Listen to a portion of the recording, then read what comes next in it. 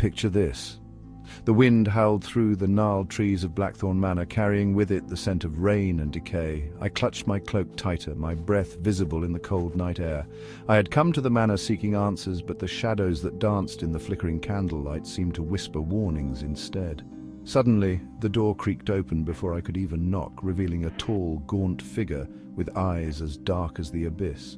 "You've come," he said, his voice a low, resonant timbre that sent shivers down my spine. "I've been expecting you."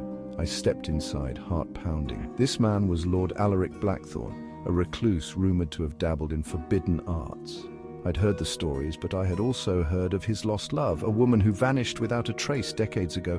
"I need your help," I said, my voice trembling. "My sister, she's been taken by something I can't explain." Alaric's eyes narrowed, and he gestured for me to follow him deeper into the manor. The walls were lined with portraits of women, all bearing an uncanny resemblance to me. I tried to ignore the growing sense of dread as we descended into the cellar. The air grew colder, and the flickering light of Alaric's lantern cast eerie shadows on the stone walls.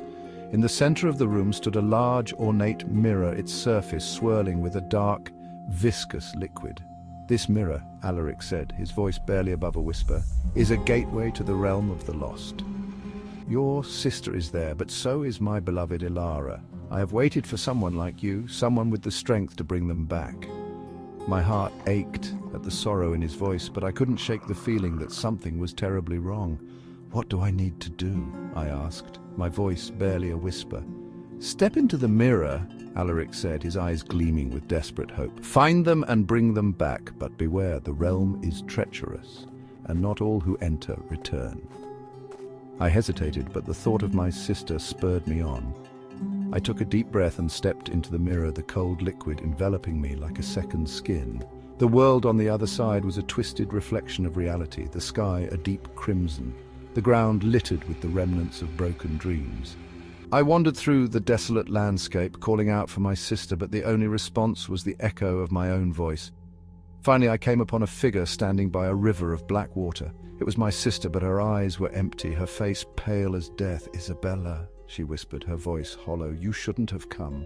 Before I could respond, a shadowy figure emerged from the darkness, its form shifting and writhing like smoke. It was Alaric, but not as I had known him. His eyes burned with a malevolent light, and his smile was a thing of nightmares. "You see," he said, his voice dripping with malice, "I needed a soul to replace Ilara's. The mirror demands a sacrifice, and you, my dear, are the perfect candidate." My heart sank as I realized the truth. Alaric had lured me here, using my love for my sister